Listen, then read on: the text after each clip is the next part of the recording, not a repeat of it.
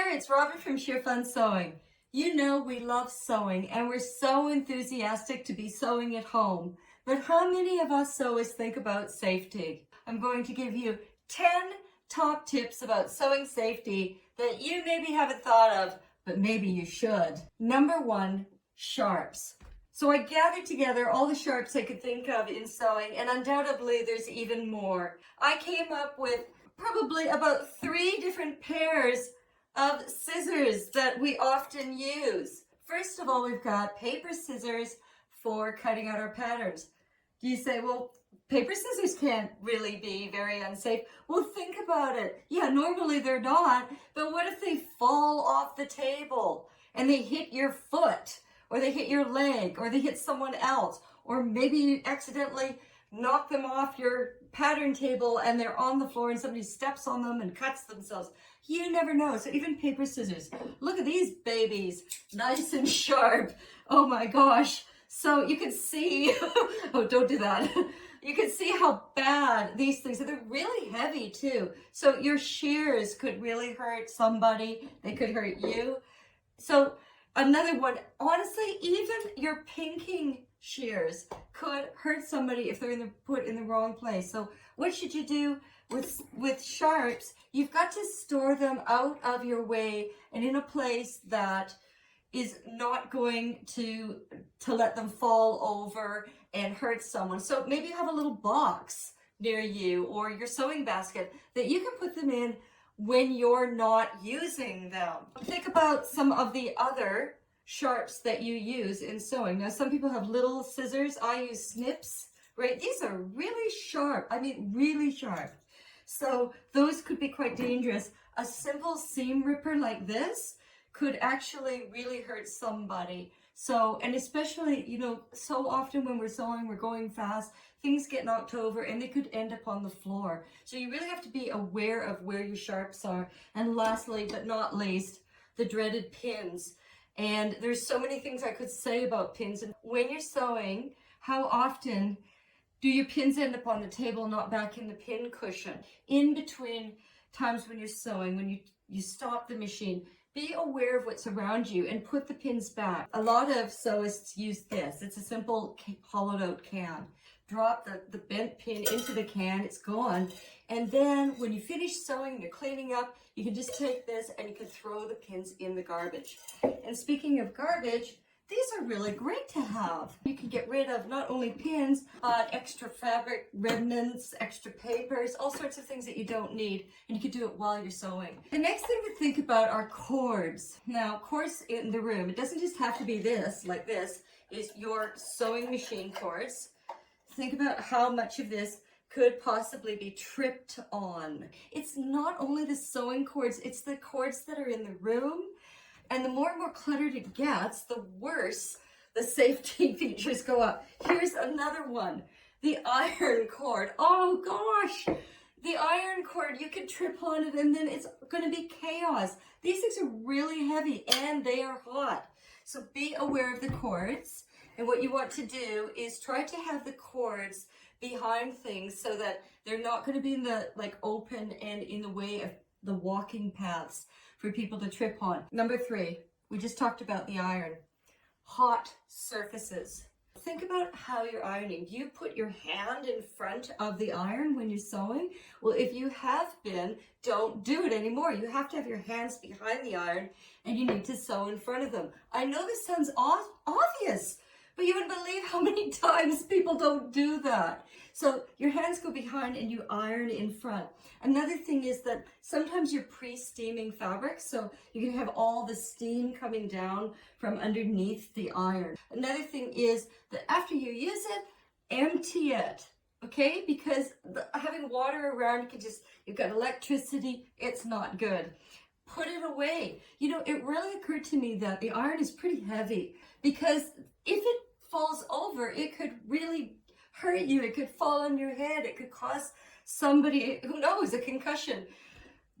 Just put the iron away, turn it off, let it cool down, and get it out of the way of other people. Now the next thing is something I bet a lot of you have not thought about. What I'm wearing is a lovely scarf. It's so fashionable. Well, That's fine if I'm not in the middle of sewing, but if I'm in the middle of sewing, what can happen? Well, this scarf can get caught in my machine, and if it gets caught in my machine, maybe I keep sewing, it's pulling me forward. In an instant, I'm pulled into that machine, and that is really unsafe. So if I'm working in the sewing industry, we're never allowed to wear anything like this. And furthermore, if we have long hair, even short, medium hair like mine, we have to tie it back. It just makes so much sense, doesn't it? Because long things, long ties, long cords, long jewelry, long scarves, like all of these things can get caught in the sewing machine. But even at home, you know, be true to yourself. If you have short or medium hair and you know that it never is going to get caught in the machine, that's one thing. But if you really do have long hair, think about it. It only takes a minute to tie it back. Why not do that? It's so much safer, right? So the next thing is about unsafe practices or unsafe habits that people have. I am really guilty of this one, and I swear I'm going to change my evil ways. So the other day I realized that when the last time I did a sewing tutorial, even though I thought I had really checked for pins going on the floor, I hadn't checked enough. So I put everything out of this room and I was just looking around, and I decided to look for all the pins that might be on the floor. And you know what? These little guys were hiding all over the carpet. And I felt so bad. So you have to make sure that your pins are not on the floor. I have a few stories about that, but the easiest thing, if you have one, a handheld vacuum. So every time you sew, you can just turn this guy on and vacuum them up. Beautiful. I don't have one, but I hear that other people use magnets. Wow, great. So you can just hold the magnet on the floor and all the pins will go onto the magnet, and that will really reduce the amount of picking up of pins. Also, of course, the can is a very handy thing. Now, what can happen is a stray pin can come onto the floor. Have you ever walked on a pin? Well, I have, and it's painful. But the worst thing than that is having a loved one walk on a pin. When I was 19 years old, barely 19, I was still living at home, and I would just sew in my bedroom. And my mother came in and she was talking to me, even though I thought I had, you know, picked up all the pins. I really wasn't being careful, and my poor mom walked on a pin. And worse than her yelling out, "Oh my gosh," was the feeling I had that my mom had walked on a pin and I had caused it. But I have a worse story than that. And this comes into unsafe practices. In my family, we've had generations of sewists. It started with my grandmother. My grandmother loved to sew, and she would sew outfits for her kids. And she had a practice that got passed on to my mom. And then my mom started doing it, not, you know, just, "Oh, I just do this. I'm aware of what I do. It. I'm so smart." And the thing is, maybe she was so smart, but she did this in front of her children because we always saw my mother sew. So what's the practice? Well, I'm not going to do it. I'm just going to describe it. My mom would be sewing away, and because you're using two hands when you're sewing and you're doing a lot of work, she would put the pins in her mouth while she worked.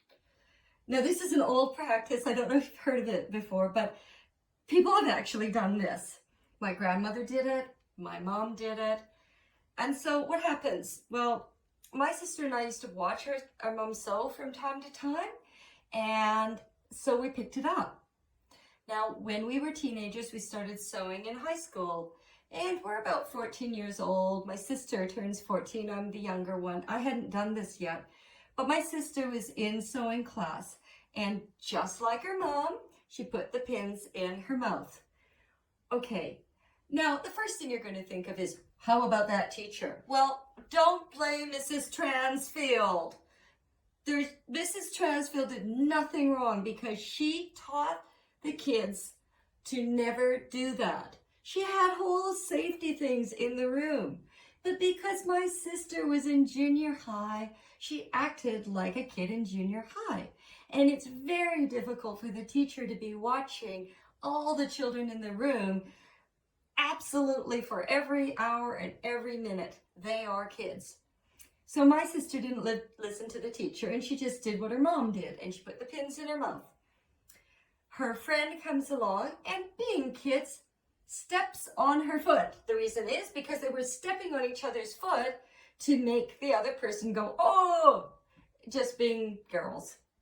And one of her friends stepped on her foot, and instead of going, oh, my sister went, and the pin went in her throat. My sister Laura was sent to the hospital, and oh my gosh, she went to the hospital. Mrs. Transfield is phoning my mother, and everything did turn out okay. I don't know how Laura was able to breathe on the way there, but they got the pin out. Lesson learned, no one in my family ever put pins in their mouth again. And so this is just an example of funny old unsafe practices that we might do that we're not thinking about. We think we're so smart, we're being lazy. So I want you to think about if there's anything silly that you're doing right now that you shouldn't be doing. Just think about it. Don't put the pins in your mouth. Something that was told to me in my sewing classes, and I never really thought about it before. So maybe you've never thought about it before. So how many of you have ever sewn with your shoes off? Or have you sewn just with your socks on? I'm not suggesting that you have to wear anything as drastic as Doc Martens. Although they would be safe. But on the other hand, think about if in the summertime you're wearing open-toed sandals. Can you see the obvious reason why you should not wear these when you're sewing? Scissors would fall and can hit your foot. But the other thing is also, if you're not wearing any shoes at all, you're likely to step on these things and really injure yourself. From now on, wear shoes. I mean, you don't have to look beautiful, you just have to be safe. Okay, the next one might be kind of hard for you to think about because I know that we all have emotional feelings about kids and animals. But if you think about it, kids and animals should not really be in your sewing room or your sewing area. Look, I know they're cute and they're loving and they want to see what you're doing, but it's just not a good idea. Not a good idea for you and not a good idea for them. Kids distract us. They ask us questions, they watch what we're doing, and even though we really want to be concentrating, it's really hard because in the other part of our mind is thinking about our children and keeping them safe or answering their questions or thinking ahead. Well, honestly, how can we do that and be sewing at the same time? It's really hard. The other thing is that kids can do all sorts of strange things that we wouldn't think that they would do, like they might put their fingers right in front of where you're sewing, even if you've told them not to. They didn't mean anything, but then they do, and they could hurt themselves. Another thing that kids could do is they could trip over cords that are in the room. But you also can get distracted, and you might be watching your kids, and you're not aware that your foot hit the presser foot, and suddenly you've hurt yourself because your hand has gone in front of the sewing needle. Or maybe you just simply make a mistake and sew something that you shouldn't have sewn. So it's just not a good idea for everybody that the kids are in the room, and it is really unsafe. But can you think about how worse it would be with animals? I mean, I hate to break it to you, but animals actually don't understand what you're saying.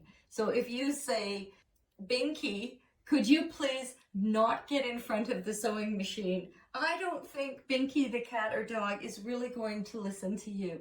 And it's amazing how often I've seen sewing channels where they have a cute little cat walking over the paper patterns. Hey, you know, in my house, it's not cute. Get out, right? Get out of here. I don't want to be thinking about you when I'm trying to sew my patterns. I don't want it. So get your animals out of the room and you'll be happy. And the animals, long run, they'll be happy too. It goes without saying that the next one is basically sewing clutter. When we talk about safety, we always talk about risks and hazards. So a risk is something that could happen because you've left something around, or left a potential situation open for something to happen. The more clutter, the bigger the risk. What's the hazard then? Well, the hazards are all the things that can hurt you. Think about your risks. What could I be changing to not cause the risk? And think about the consequence if I don't. That's the hazard that's going to injure you. So get rid of clutter. Simply get it out of your way. Avoid it, prevent it, and get rid of it. Tiredness. Now, I love sewing, and I have to admit that I have a bit of a habit with sewing. I just become so focused on my sewing, and I forget the rule that I just tell everybody else. Slow sewing is the way to go. Sewing should be about enjoyment. It should be about well-being. It should be about having an oasis of calm. And even though it is that for me, because I become so over-focused in my sewing, I just keep going and going and going. And what happens is that I become tired. And then the little message goes off in my head of stop sewing. So this is for you too. Think about the times that you're sewing. Think about your state. If you're sewing when you're really, really tired, maybe you should stop. Even if Halloween is coming up and you're sewing that outfit for your child, or you have deadlines, okay, but still, if you're sewing and you're tired, unsafe risks could happen. And the higher the risk, right? Because you're really tired, you're exhausted. So it's time to get away from it and take a break. And the last one that I want to mention is clean up everything after you sew and you will be so happy. It's just a wonderful routine and a good practice for you. And then you'll be able to come back to a nice, clean, orderly sewing center. And that will make you want to sew again and again and again. So I hope that you liked what you saw today. A couple of new projects that you might enjoy are making fabric buttons, because I've just done a video on that. Another one that I've just put out is using a toile or a practice pattern, and also some information on gathering fabric. So if you've been enjoying yourself, don't forget to like and subscribe to my channel. And until next time, remember, don't let fitting room frenzy get you down when you can sew it better.